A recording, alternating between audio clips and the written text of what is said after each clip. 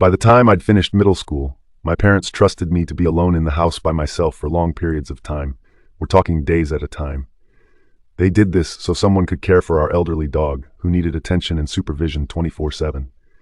With this, my parents would sometimes go out of state on a small vacation for the weekend, leaving me in the house by myself. Back to the present. It was a chilly fall evening.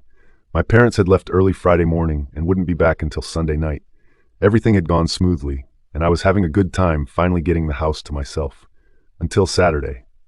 When my parents left, I brought my gaming console out into the living room, along with some pillows and a blanket, figuring since my dog slept in the living room, I'd sleep out there with her in case she needed me in the middle of the night. It was getting to be around dinner time. After I fed my dog, I texted my mom, asking for a bit of money to order a pizza because I didn't feel like cooking that night. I ordered the pizza and sat on the couch playing a shooting game until the time had passed, and I heard the doorbell ring. I got up and quickly threw on my jacket and went to look through the peephole. There stood the pizza guy, a medium-height, middle-aged looking guy. He had dirty blonde hair and eye bags, seeming like he hadn't slept in a year. I could smell the dirty stench of cigarettes through my door. He had his eyes fixed on the camera doorbell with a worried look on his face. I unlocked the door and opened it, the equivalent of my body width, and greeted him with a smile. His eyes darted over to me. A small, creepy grin grew on his face. "Oh, I wasn't expecting a young girl like you," he said. Gross, I thought. Confused on how to answer, I replied with a quiet giggle and held out my hands to take my food. "So how old are you?" the man asked, still grinning. "Sorry, man, I don't answer questions like that," I said, even more creeped out than before. He huffed, seeming to get frustrated. I placed the pizza boxes down on the couch next to me and reached into my pocket to hand him the tip I had planned to give him. "Are your parents home?" he asked. Lying, I replied. "Yeah, they're in the other room." I hoped he would believe me and just go, seeing as my parents took my mom's car on vacation, leaving my dad's car in the driveway.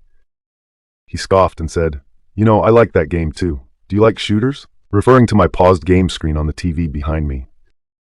I became increasingly annoyed, but I didn't want to be rude and just slammed the door in his face. "Yeah, sure. Look, I'm sorry, but I have to go now," I said, trying everything I could to get this man to leave me the hell alone. The man scowled.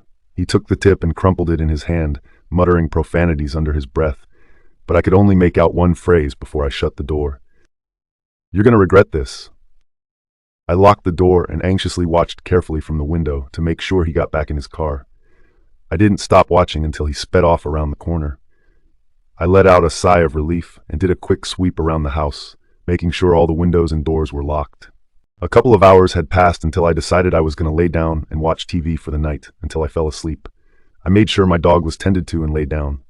Before I noticed, I had drifted off, completely forgetting the interaction I had earlier in the day. When I woke up, it was still dark outside, 2 in the morning-ish. My dog was barking like crazy, and not a "I want to go outside" bark, an alarmed "I see a stranger" kind of bark. If you have a dog, you understand this, and you know what they're indicating to you. I propped myself up on my elbows and stretched for a second. I looked around for a bit and didn't see anything. I was about to lay back down until I noticed it in the corner of my eye, a face. In the window to my right, I saw the same man from earlier, grinning again. He waved at me, still smiling but looking more sinister by the second. I felt my blood run cold. Why is he here? How long had he been watching me sleep? I shot up, my fight or flight triggered instantly.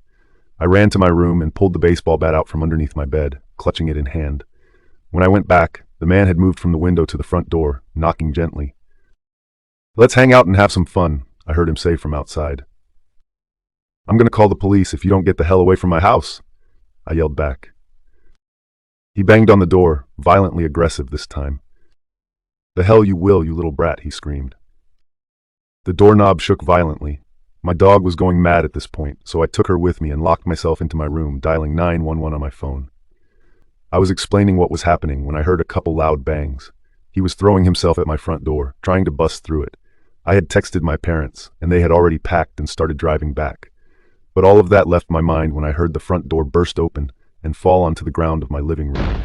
I whispered into my phone to the 911 operator that the man had broken into my house. The person on the other end of the line instructed me to stay quiet and sit tight, as the police were minutes away. Before I could think of anything, my phone died, and I started panicking. I quietly went over, shut my bedroom lights off, and hid in my closet with my dog, petting her to make sure she wouldn't bark and reveal our hiding spot. I heard the man walking through my house, searching under tables, behind couches, and in hallway closets. He stopped walking for a moment. I could hear him directly outside my bedroom door. He shook the handle and huffed that same way as before, indicating he was becoming frustrated. There were a couple bangs on the door before he managed to punch a hole through it, enough to fit his hand through to unlock it.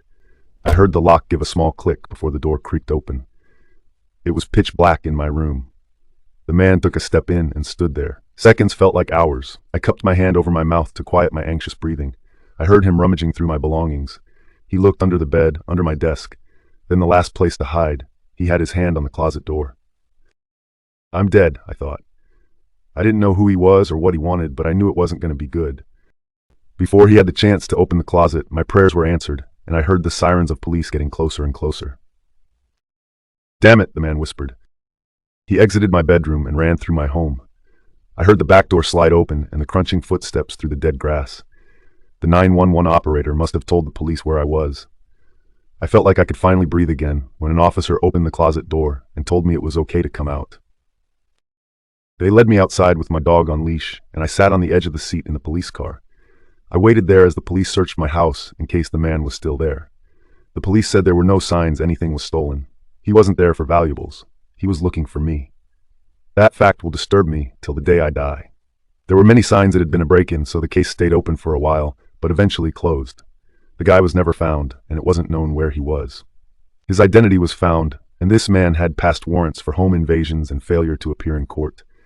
The fact that he was never caught and is still out there somewhere shakes me to my core. But I know for sure, I'm never ever opening the door for anybody again when I'm home alone. If you're still here, make sure to subscribe and comment where you're tuning in from for more true stories. Thanks.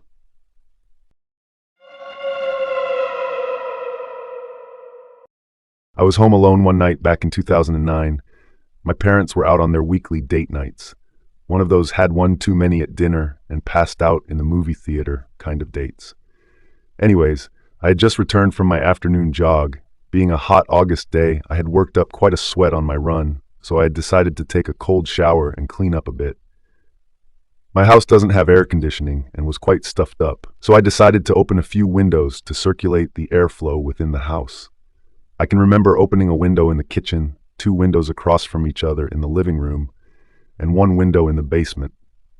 I knew I was going to be spending my evening down there watching movies since it was much cooler. I had my shower, got dressed, and went downstairs to make myself some dinner. I took my dinner down to the basement and flicked on Netflix to start my binge-filled night of new shows. I do not recall falling asleep, but I must have passed out not long after eating my food and lying down. When I woke up, it was dark outside. The only light being cast into the basement was from the dimly lit TV screen. It was now freezing in the basement. I could feel a cold breeze circulating the room from having the window open for too long. I got up and walked over to the light switch that was located at the bottom of the stairs.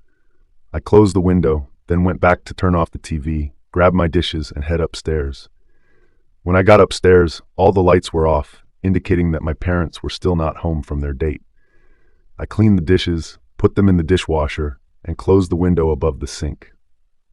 Just before I went to go up to my room for the night, I remembered that the windows in the living room were still open. I walked over to close the one window by the TV, then over to the next, which was located by the front porch. I noticed that my mom's vase with fake flowers was knocked off the table in front of the window, and the flowers were sprawled out across the floor. I didn't think much of it at the time. Maybe there was a strong breeze, and the curtains had tipped it over. I closed the window and started picking up the flowers. As I was cleaning, I heard a faint squeaky sound. What I could only imagine was a door handle being twisted.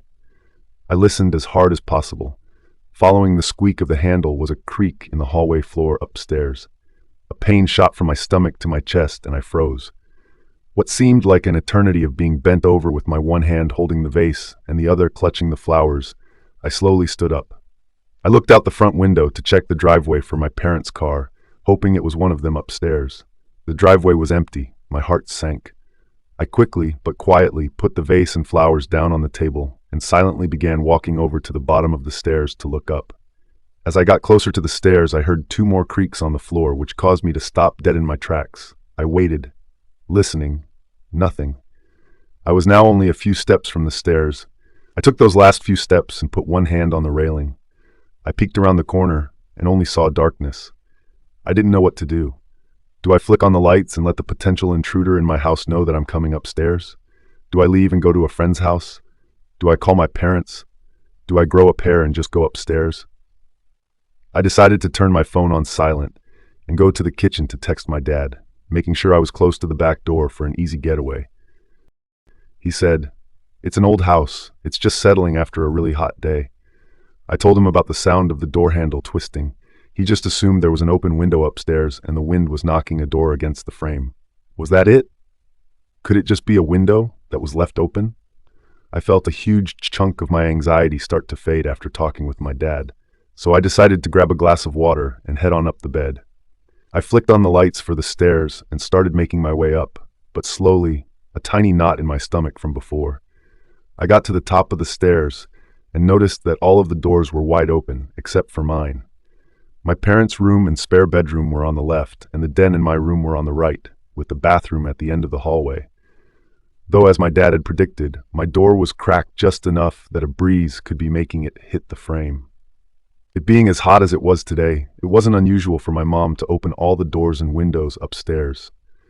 I exhaled a sigh of relief, now fully confident that my dad was right. I turned on the lights to my room, did a quick look around, and walked over to my nightstand to put my water beside my laptop, then went off to the bathroom to get ready for bed. As I lay in bed trying to get sleepy, I was watching my favorite reruns of Seinfeld on my laptop. Then, out of nowhere, I heard a sound of something slowly scraping my closet door. I quickly flicked on the light beside my bed. My closet door was cracked open ever so slightly. Questions started racing through my head. Was it open the whole time? Was it closed when I came in? I was positive that it was closed when I came in. Before I even had time to rationalize my thoughts, I heard the most disturbing, creepy, quiet, sinister laugh I've ever heard in my life.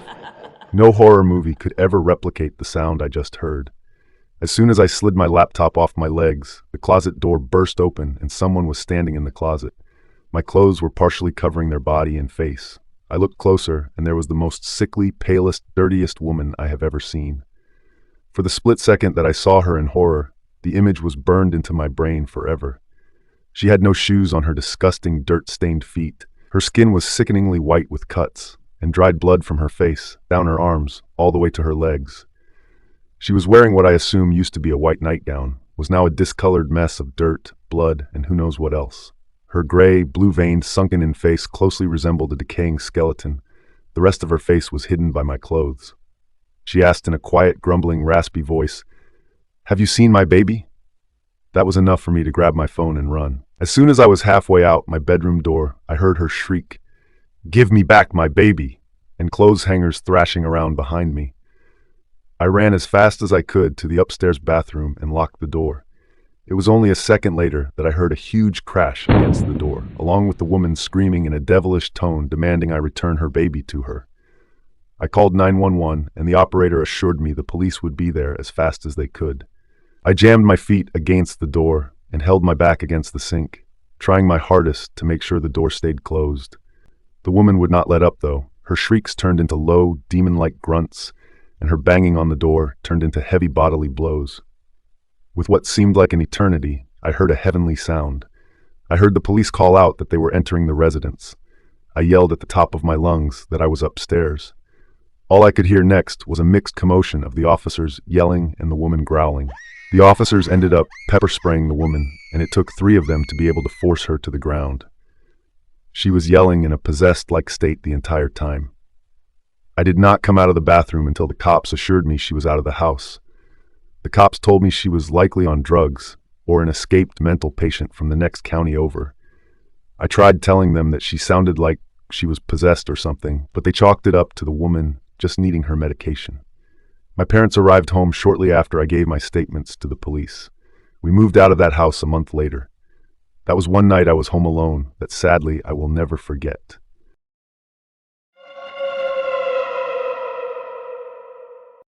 This story takes place when I was 22 years old.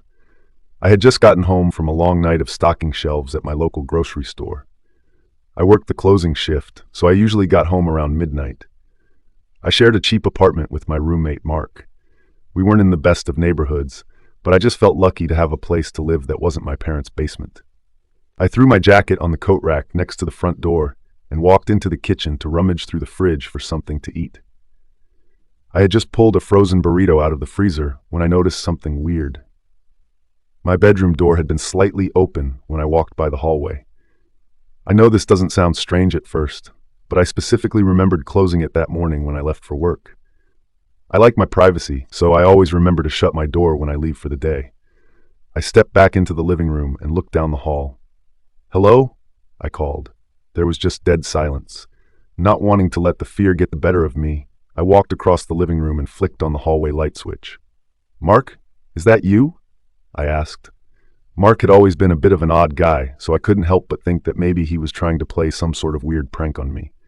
Maybe waiting to jump out of my closet or something when I entered my room. When I finally got to the bedroom door, I gently pushed it open. The light from the hallway illuminated a large portion of the room. I looked around, definitely feeling the creepy vibes. There was no one there, and nothing looked out of the ordinary.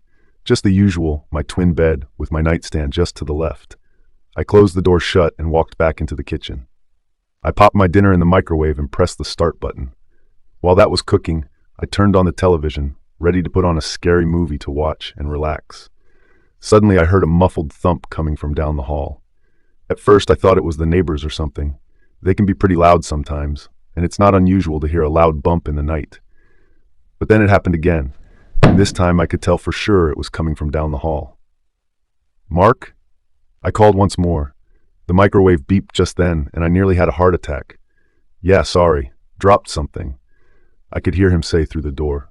I'll admit, I felt a little better knowing that Mark was home. I walked back into the kitchen to get my food, and that's when my phone vibrated in my pocket. It was a text message from Mark.